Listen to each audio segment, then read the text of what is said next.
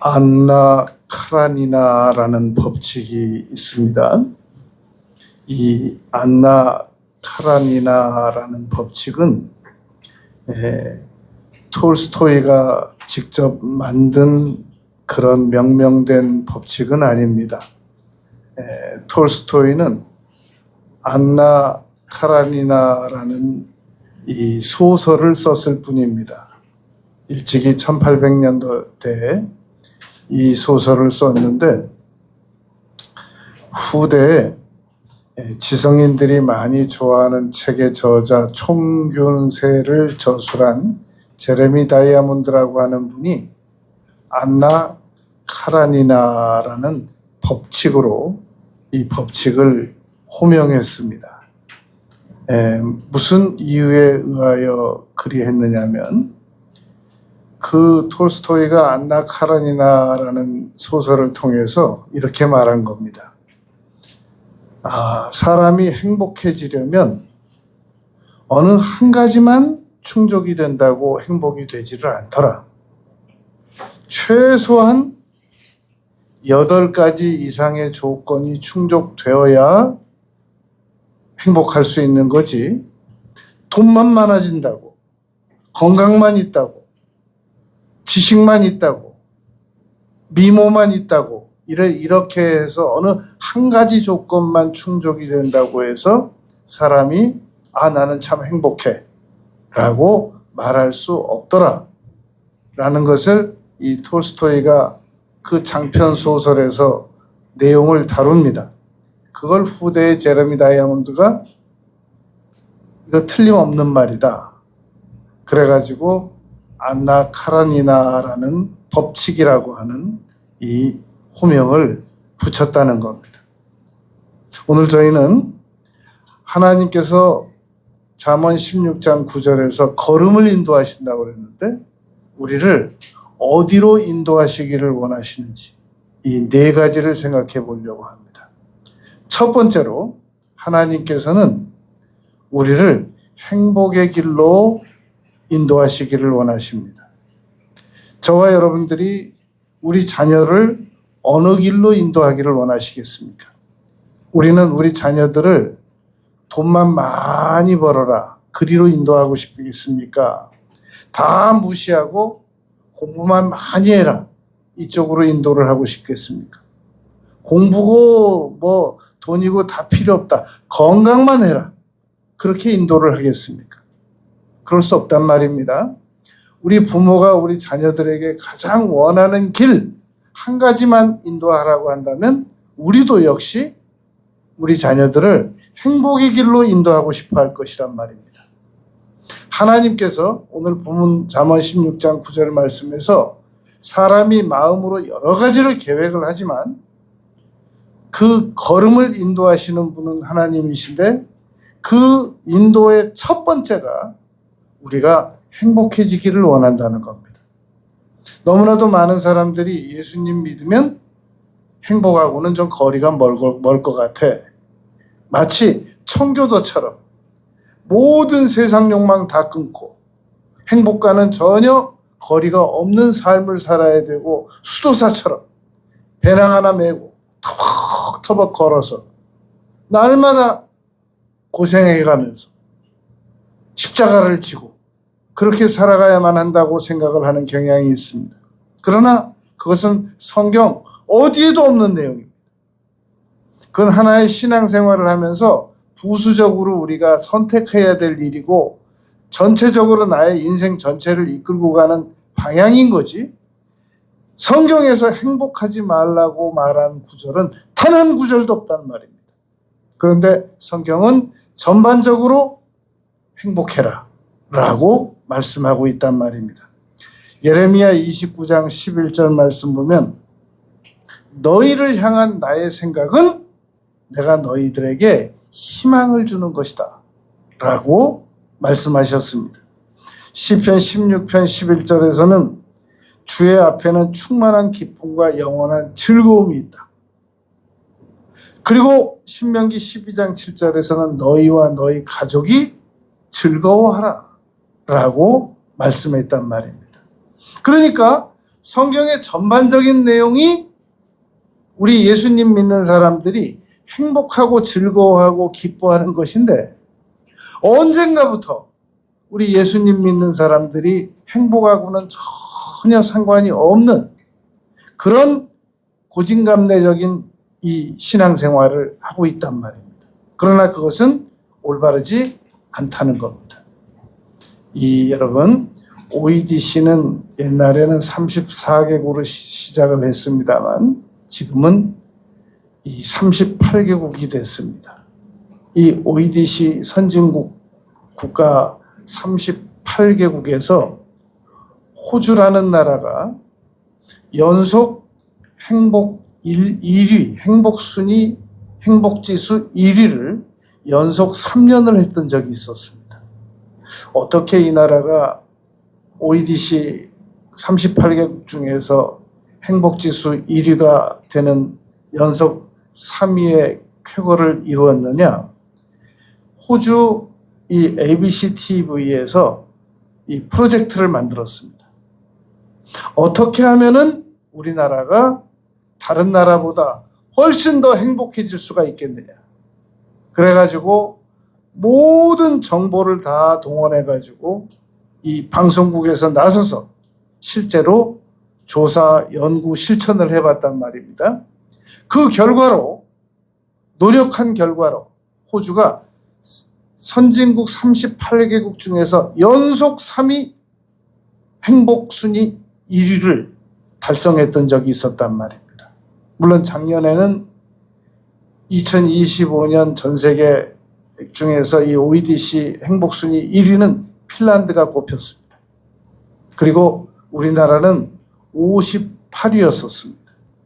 그러니까 우리나라 사람들이 현재 얼마나 이 행복하게 살아가는데 무관심하느냐면 전 세계 144개국 조사 대상 중에서 58위니까 우리나라는 선진 대열에 서 있으면서도 중간쯤 행복하면서 살아가고 있는 나라라고 생각하면 됩니다. 꼴찌를 알아봤습니다. 전 세계 중에서 지금 제일 행복 순위가 가장 낮은 나라는 어딘가? 아프가니스탄이라는 겁니다.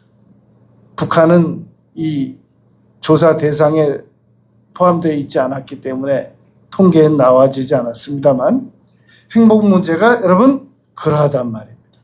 그런데 호주에서 조사를 해보니까 ABC 방송국에 조사를 해보니까 역시 사람이 행복하려면 어느 한 가지만은 안 되고 한 가지 조건만 갖추어져서는 안 되고 최소한 8가지 이상의 조건이 갖추어져야만 한다라고 이 조사 결과가 나왔단 말입니다.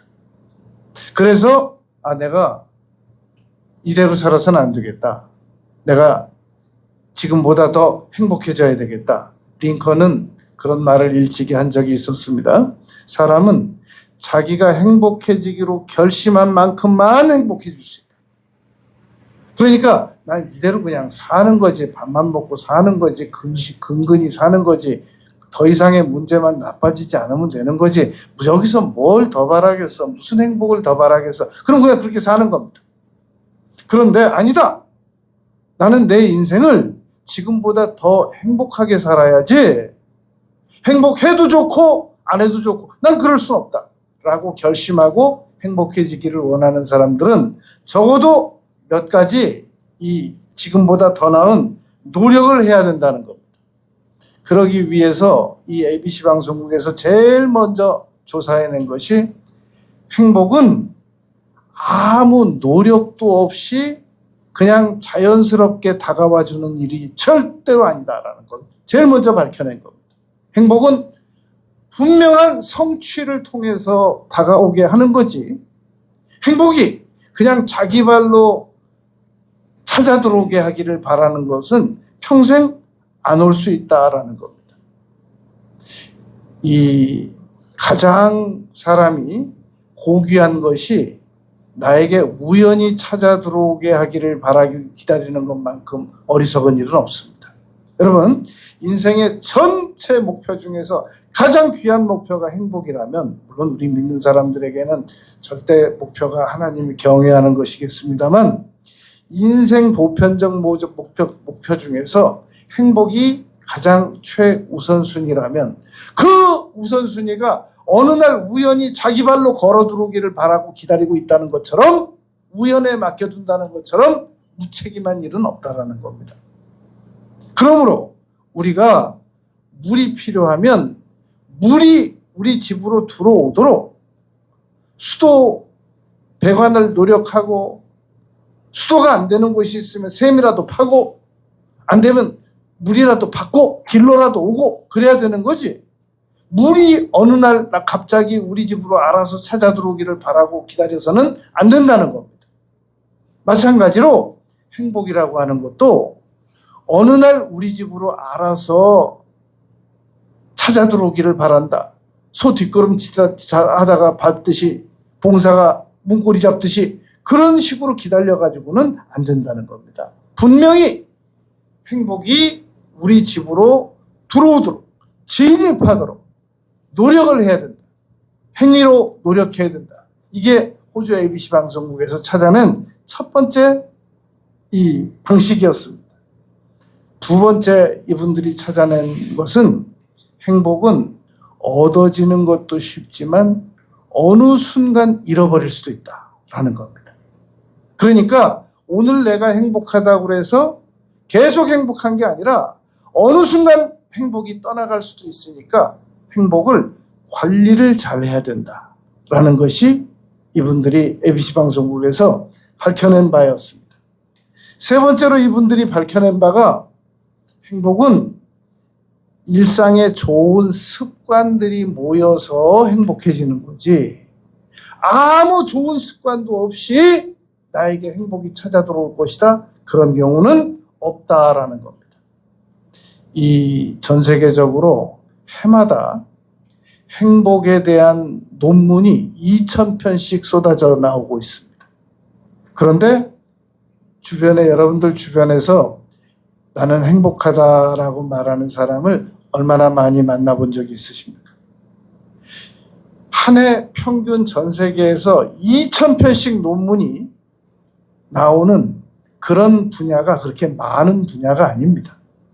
그만큼 한 해 평균 2,000편씩 행복해지기 위한 논문이 나온다는 것은 사람들이 그만큼 관심이 많은 분야라는 겁니다. 그러나 정작 행복한 사람들이 우리 주변에 많지 않다는 것은, 그것은 결국 행복이 그렇게 쉬운 일은 아니다라는 겁니다. 그러므로 행복으로 가는 과정을 우리가 성공을 해내려면 이 방송국에서 조사한 결과처럼 몇 가지를 아주 치밀하게 우리도 이행해야 된다는 겁니다. ABC 방송국에서 또 하나 조사한 바에 의하면 행복하기 위해서는 행복을 과학이라고 믿으라는 겁니다. 행복은 그냥 말 몇 마디 하고, 그냥 너무나도 많은 사람들이 이 호주 ABC 방송국에서 조사를 하다 보니까 너무나도 많은 사람들이 행복해지기 위해서 가장 많이 의지하는 게 음식이더랍니다. 그래서 따뜻한 국 한 그릇 먹고, 따뜻한 해장국 하나 먹고, 어디 맛있는 집이 있으면, 맛집이 있으면 찾아가고, 거기에 행복을 너무나도 많은 사람들이 의존하다가 콜레스테롤 높아지고, 고지혈증 걸리고, 당수치 높아지고, 당뇨병 걸리고, 비만 걸리고, 이게 단순히 음식만을 추구하다가 그렇게 되는 게 아니라는 겁니다. 행복을 추구하다가 행복하려면 사람이 잘 먹어야지 라고 생각을 하고 열심히 먹다가 그런 현상이 왔다는 겁니다. 이거 조사하다가 밝혀진 일이란 말입니다. 그리고 또 한 가지가, 사람들이 행복하려면 잠을 많이 자야지. 근데 잠도 8시간 정도 자야 되죠. 8시간 넘어가면 이게 뇌에 문제가 생긴대요. 장기적으로 가면 치매 위험도 있답니다. 그렇다고 8시간을 못 자도 문제가 된대요. 그러니까 딱 8시간만큼만 자야지 잠을 막 너무 많이 자면 이것이 행복에 도움이 안 된다는 겁니다. 결국 이 ABC 방송국에서 내린 결론은 인간은 가치 있는 일에 자기를 투신할 때 행복해지는 거지 아무 노력도 안 하고 행복이 알아서 찾아와 주기를 바라는 것은 옳지 않다라는 결론을 내렸고 이 프로젝트가 성공한 것이 38개국 중에서 연속 3위 1위를 차지했다는 것은 성과가 있었던 것 아니겠습니까? 아무 노력도 안 하고 있다가 언젠가 우리도 행복한 날이 올 거야 라고 소극적으로 기다리지 않고 적극적으로 나서서 우리나라도 행복해져야 되겠다 라고 추진한 결과 연속 38개국 중에서 그것도 선진국 38개국 중에서 행복을 1위를 연속 3위를 했다는 것은 성과가 있었다는 얘기란 말입니다. 여러분 우리가 호주가 그렇게 해서 우리도 행복해보자라는 게 아닙니다. 성경에서 하나님께서 우리가 행복해지기를 원하고 계신단 말입니다. 그래서 바울 사도께서도 데살로니가전서 5장 16절에서 항상 기뻐하라라고 말씀하셨단 말입니다. 기뻐하라라는 말은 행복하라라는 그런 얘기란 말입니다. 여러분 요셉이 창세기 39장 23절에 보면 감옥 안에서 형통했다고 그러거든요. 그러니까 내가 처한 형편 가지고는 어림도 없어. 어떻게 행복할 수 있겠어. 내 처한 형편으로는 어림도 없지. 일단 내가 행복하려면 적어도 아파트 평수가 몇 평 정도는 돼야 되고 월 수입이 얼마 정도는 돼야 되고 그 다음에 결정적으로 현재 있는 나의 고민이 사라져야지. 그래야 그때부터 내가 어떻게 행복을 논할 수 있지. 지금 내가 가지고 있는 고민이 있고 아파트 평수도 적고 타는 차도 안 좋고 월 수입도 적고 지금 부채도 많고 애들도 지금 제대로 성공한 애들도 하나둘 없고 근데 내가 어떻게 행복할 수 있어? 이건 다른 사람 얘기야 라고 말한다면 그러면 요셉은 감옥 안에서 형통했다 라는 구절이 우리에게 설득력을 잃는단 말입니다. 그러므로 믿어야 됩니다. 여러분 우리가 현재 어떠한 형편에 있든지 간에 사람은 자기가 행복하기로 결심한 만큼 행복해질 수 있다라는 겁니다. 그리고 하나님께서 그것을 원하신다는 겁니다. 여러분 오늘 본문 말씀에서 잠언 16장 9절 말씀에서 우리의 걸음을 인도하시는 분이 하나님이신데 하나님께서는 우리가 첫 번째로 행복하기를 원하십니다. 두 번째 하나님께서 우리가 행복하기를 위해서 분명한 목표를 정하고 살아가기를 원하신다는 겁니다. 여러분 너무나도 많은 사람들이 목표가 불분명하게 살아갑니다. 특별한 목표가 없다는 겁니다. 이 하버드에서 하버드 출신 100명을 통계 추적 조사를 한 겁니다. 그 100명 중에서 하버드생들 중에서도 그 100명 중에서도 어떤 사람이 성공하는가 봤더니 1, 2, 3위가 분명한 목표를 가지고 있는 하버드생 출신이었더라는 겁니다. 하버드생 중에서도 하버드만 졸업하면 무조건 다 성공하는 게 아니라 그 100명 중에서도 분명한 목표를 가지고 있는 사람이 그 목표를 추구하면서 살아간 사람이 성공했더라는 겁니다.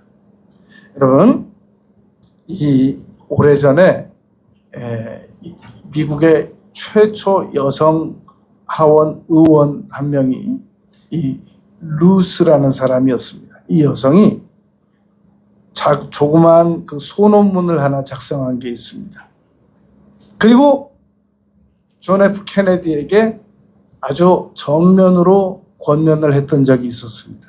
이런 권면을 했습니다. 이 루스라는 여성이 카카, 제가 조사를 해봤더니 위대한 일에 쓰임을 받았던 사람들은 그의 인생을 한 줄로 설명할 수가 있었습니다.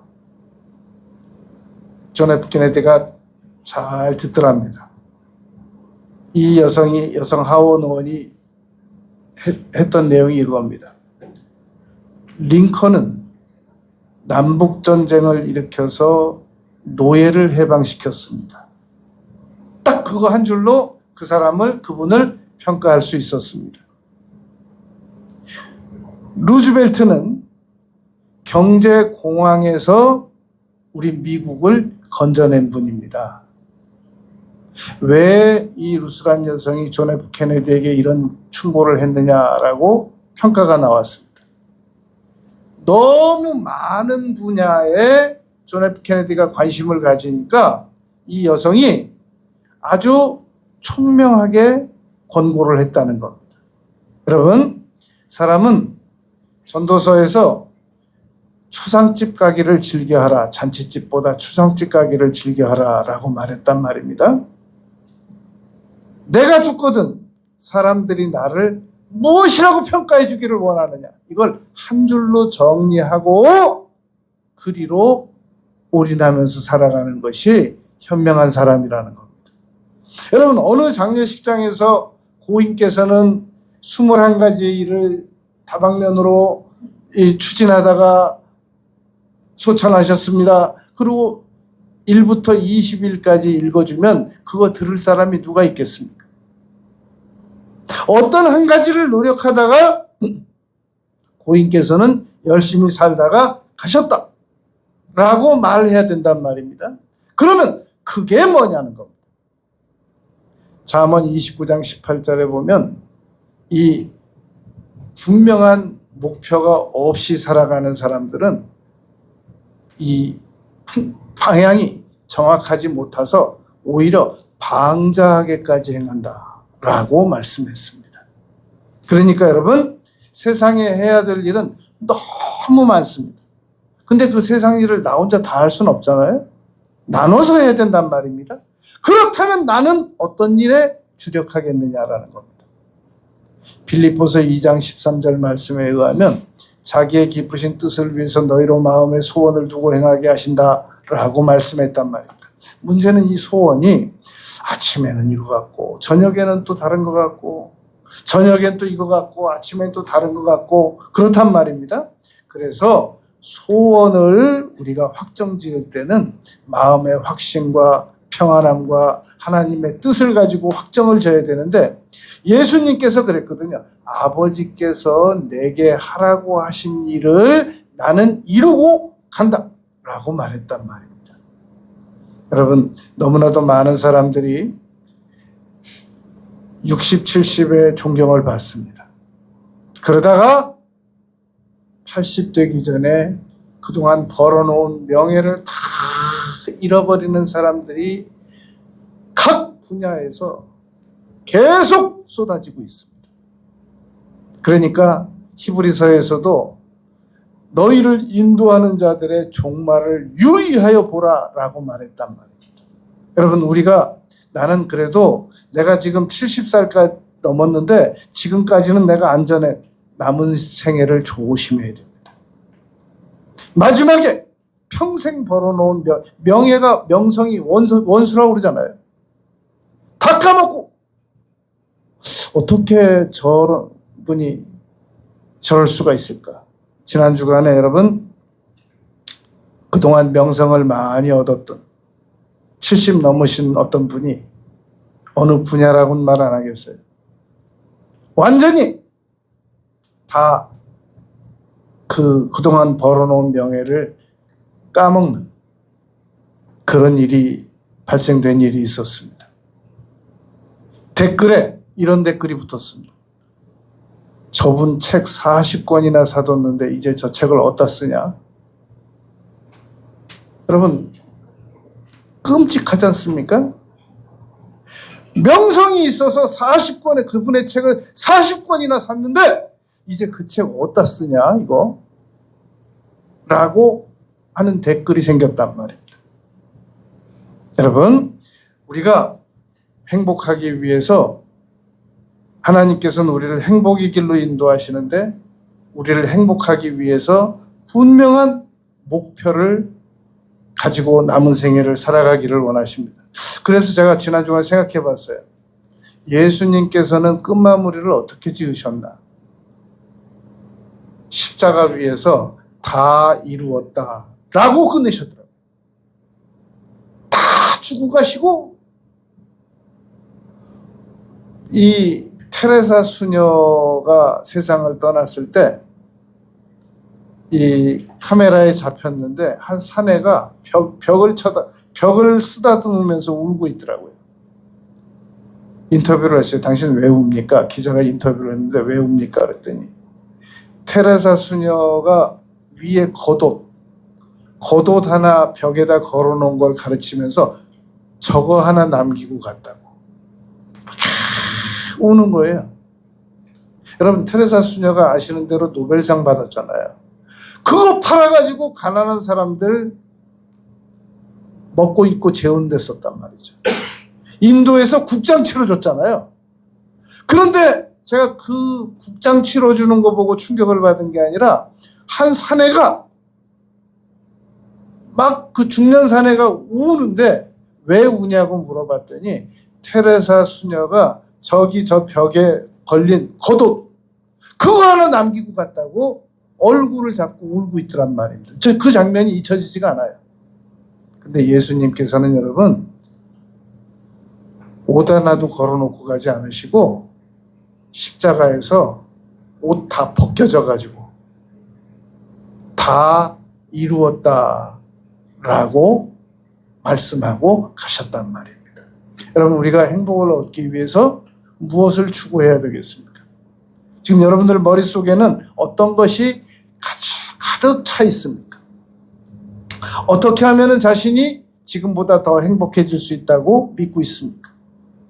그러면 우리 예수님 믿는 사람들은 그러면 이제 저금도 안 해도 되고 돈도 안 벌어도 되고 아무것도 누가 그러라고 그랬어요? 도대체 과장 확대 해석 좀 하지 마시고 많이 버시고 많이 버시고 떠나기 전에 다 제대로 베풀고 가라는 얘기지 누가 벌지 말라고 그랬어요. 분명한 목표를 세워서 다른 사람보다 더 많이 벌고 다른 사람보다 더 많이 성공하고 다른 사람보다 더 많은 것을 이루고 그리고 가치 있게 쓰고 그러고 가면 누가 그 사람을 비난하겠습니까? 엄청나게 벌어놓고 하나도 안 쓰고 그러고 아파가지고 의식불명하다가 가니까 그 사람을 존경 안 해주는 거지. 테레사 수녀처럼 가고 예수님처럼 가고 누가 존경 안 하겠어요? 여러분, 오늘 잠언 16장 9절에서 하나님께서는 걸음을 인도하시는 분이라고 그랬습니다. 첫째, 우리를 행복의 길로 인도하기를 원하십니다. 지금보다 여러분 우리는 10배, 20배, 30배, 60배, 100배 더 행복해져야 됩니다. 지금처럼 아무 행복도 하지 않고 이렇게 살아서는 안 됩니다. 지금보다 여러분 반드시 100배는 더 행복한 삶을 살아가시기 바랍니다. 그리고 그렇게 하기 위해서 분명한 목표를 정하고 그것을 달성하기 위해서 최선의 노력을 다하면서 우리가 살아가야 된단 말입니다. 그런데 여러분, 목표를 달성하려고 하다 보면은 너무나도 장애물이 많습니다. 그래서 목표를 이거저거 많이 설정하는 것도 역시 장애물이고, 저 시카고 대학의 미하이 칙센테 같은 분, 모리비라는 저자는 그렇게 말했습니다. 목적 있는 삶을 살아가면, 분명히 있는 삶을 살아가면 막 활성화 에너지가 넘쳐난다. 그냥 이것도 하고 싶고 저것도 하고 싶고 이것도 못 포기하고 저것도 못 포기하고 이것도 아니, 피아노 연주는 여러분 피아노 연주 잘하는 사람한테 맡겨두고 운동은 운동 잘하는 사람한테, 그런 DNA가 있는 사람한테 맡겨두고, 그 재벌 DNA를 가진 사람들한테 맡겨두고, 나는 내가 어떤 일을 주력해야 되는가, 거기에 집중적인 노력을 하면서 여러분 우리가 남은 생애를 살아가야 되거든요. 근데 막 이것도 잘하고 싶고, 어떤 사람은 또 요리를 너무 잘해보고 싶어가지고 막 요리 학원을 미련을 먹고 그 요리 전문가한테 맡겨두고, 우리는 요즘은 여러분 만들어진 것만 사다 먹어도 잘 할 수 있습니다. 옛날에는 그런 게 없었잖아요. 그러니까 세상에 너무 많은 욕심을 가지지 말고, 내가 기본적으로 꼭 해야 되는 일 말고 나는 어떤 일에 주력할 것인가, 그거 노력해야 된단 말입니다. 여러분, 우리는 에디슨이 골방에 앉아가지고 혼자서 모든 걸 다 2000여 가지 이상을 발명했다고 생각하잖아요. 에디슨이 데리고 있는 인원만 40명이 넘었대요. 그리고 에디슨이 주력하는 것을 그 39명이 도와줬다는 겁니다. 그러니까 우리가 나를 돕는 사람들을 만나지 말라는 말도 아니고, 내가 분명한 목표를 가지고 있으면 하나님께서 나의 그 분명한 목표를 도와줄 수 있는 사람들을 붙여주신단 말입니다. 그러니까 중요한 건 내가 분명한 목표를 가지고 있는 거예요. 그리고 나의 남은 생애를 온전히 그 목표 설정하는 일에 주력을 하는 것이란 말입니다. 여러분, 잠언 16장 9절에 하나님께서는 우리를 걸음을 인도하시는 분이라고 그랬는데, 우리를 행복과 절대 중요한 목표, 분명한 목표를 정하고 살아가도록 인도하신단 말입니다. 세 번째, 하나님께서는 우리가 좋은 습관 가지기를 원하십니다. 너무나도 많은 부모들이 지금 우리 자녀들이 잘못된 습관을 가질까 봐 지금 걱정 중이잖아요. 여러분, 이번에도 이제 우리 고등학교 3학년 학생들이 대학교에 막 올라가서 수능에 합격해줘서 얼마나 장한지 모르겠어요. 그런데 이 아이들이 대학교에 딱 들어가서 제일 먼저 어떤 습관에 사로잡히는가 봤더니 심히 우려할 만한 습관에 사로잡히려고 노력들을 하고 있더라고요. 두고 봐도 괜찮겠습니까? 지금 학문의 세계로 들어가서 앞으로도 해야 될 일이 너무너무 많은 이 어린 친구들이 학교에 들어가서 제일 먼저 음주라는 습관을 배워요. 이거 누구한테 배운 거예요? 이거 누가 가르쳐 준 거예요? 어디서 그런 문화를 배우냔 말이죠. 그렇다면 우리 부모들이, 우리 자녀들이 나쁜 습관으로 빠져들까 봐 걱정하는 것만큼 하나님께서는 우리가 지금보다 더 나쁜 습관으로 빠져들까 봐 걱정하신단 말입니다. 너무나도 많은 부모들이 우리 자녀들이 앉으나 서나 눈을 감으나 떠나 우리 자녀들이 나쁜 습관으로 빠져들면 어떡하나 라고 걱정합니다. 그럼 제가 여러분들한테 질문해 볼게요. 그럼 여러분들은 나쁜 습관 안 가지고 있습니까? 그럼 여러분들이 가지고 있는 나쁜 습관은 누가 걱정할 것 같습니까? 하나님 걱정하시죠. 우리를 걱정해 주실 부모님들께서는 연로하셔서 세상을 떠나시기도 하셨고, 이제 세상 떠나시기 직전이니까 이제 다 컸으니까 자기들이 알아서 하겠지라고 생각하고 있을 것이고, 우리는 우리 어린 자녀들에게 제일 걱정하는 게 얘네들이 나쁜 습관에 빠져서 나쁜 에너지를 사용하고 생산적인 에너지를 못 사용할까 봐 걱정하고 있잖아요. 하나님은 우리를 보고 무슨 걱정을 하실 것 같으시냐 말입니다. 나쁜 습관을 걱정한다는 말입니다. 그래서 바울 사도께서는 고린도전서 9장에서 이기기를 다투는 자마다 모든 일에 절제한다 라고 가르쳐 주셨단 말입니다. 그리고 고린도전서 9장 27절에서는 내가 내 몸을 쳐서 복종시킨다 라고 말했습니다. 예를 들어 보겠습니다. 여러분, 우리가 아주 망나니와 같은 망아지를 어디서 한 마리 구했습니다. 이 망아지를 잘 훈련시켜서 우리가 경주마로 사용한다든지 우리의 애견마로, 애마로 사용한다든지 할 때 그냥 내버려 둬도 이 말을 듣겠습니까? 수없이 많은 쳐서 복종시키는 훈련이 필요하단 말입니다. 바울 사도는 내가 나를 쳐서 복종시킨다라는 말은 원문을 이렇게 분해를 해보면 이런 뜻입니다. 아주 말 안 듣는 건강한 노예가 어떻게 해야 그 노예를 다스릴 수가 있겠느냐.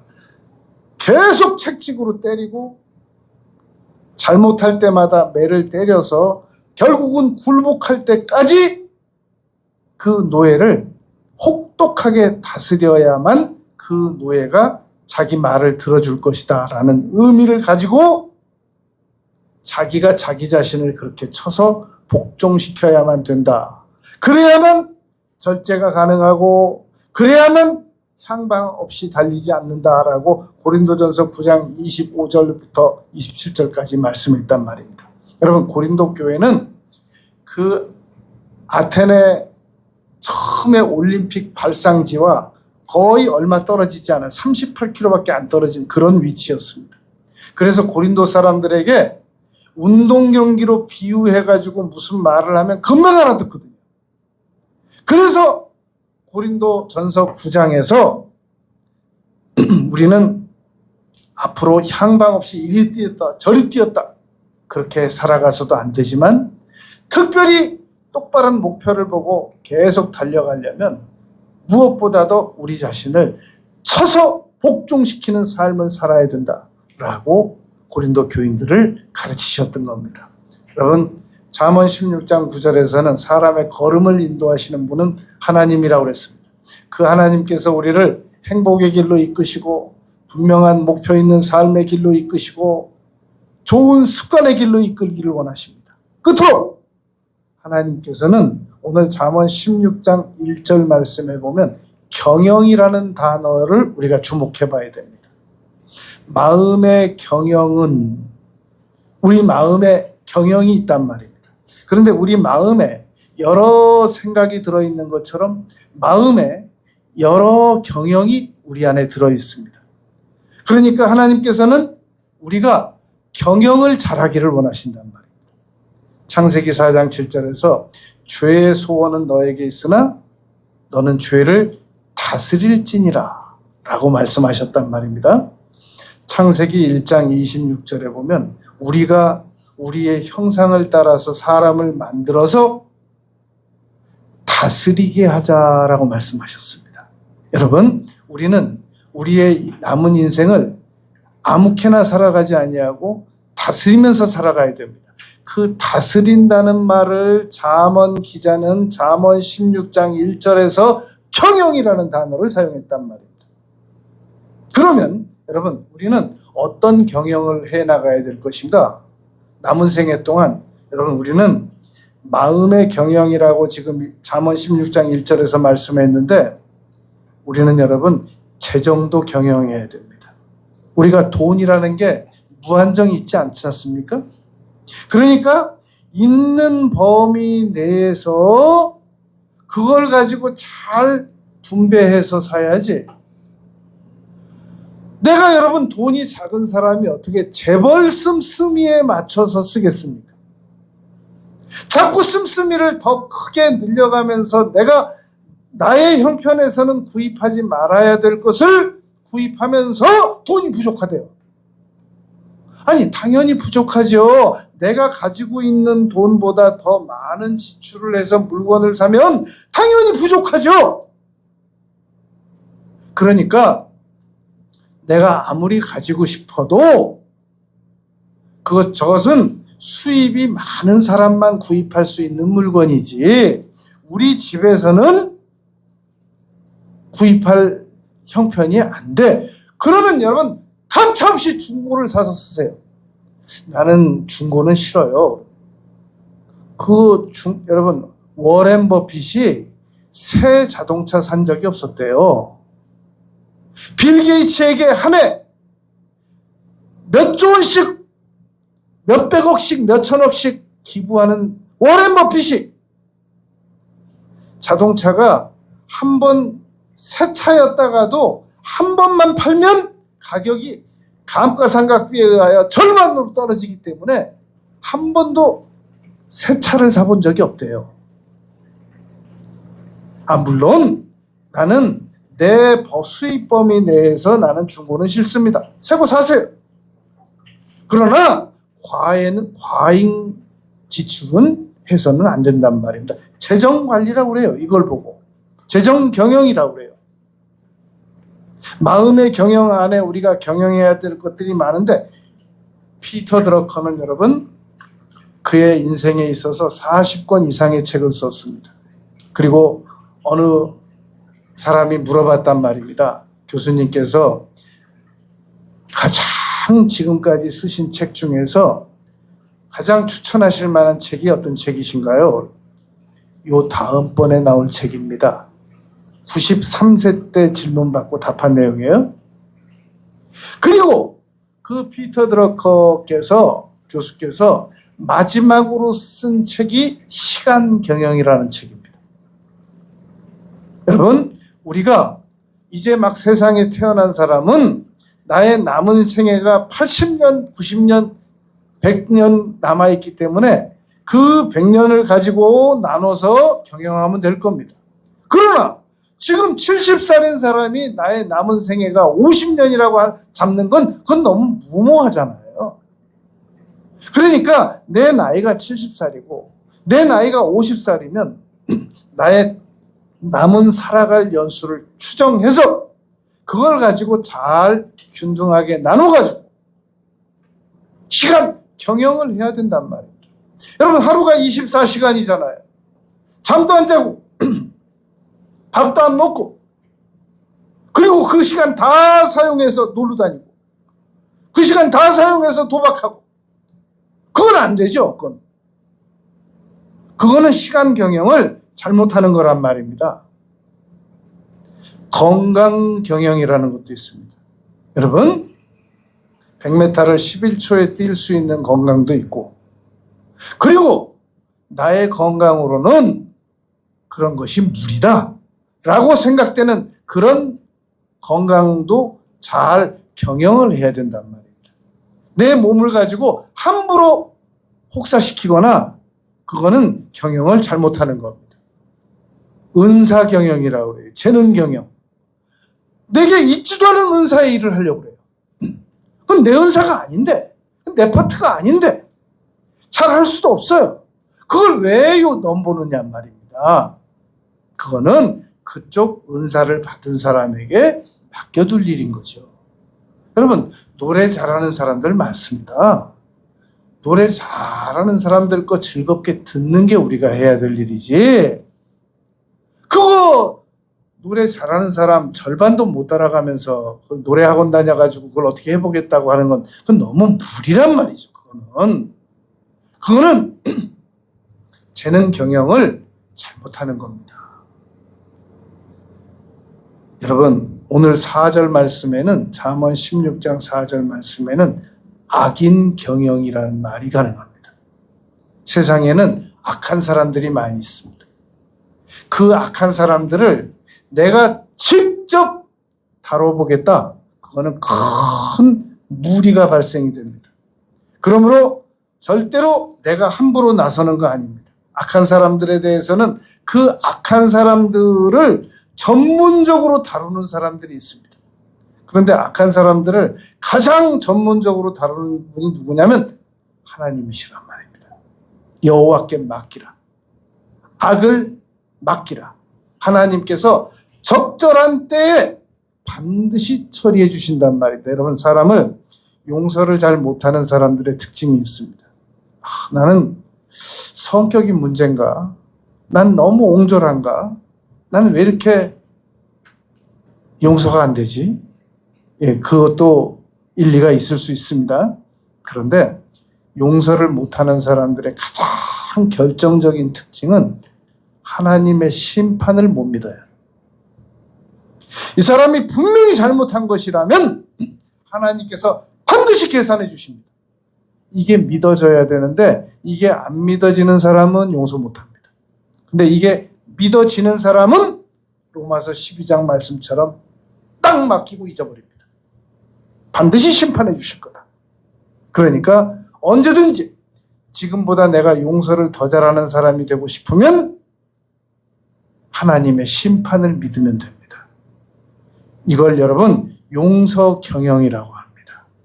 악인 경영, 용서 경영, 목표 이거 정했다 저거 정했다 아무거나 정하는 거 아닙니다. 그 목표 경영이라고 그래요. 지금보다 더 행복해지기를 원한다. 행복 경영이라고 합니다.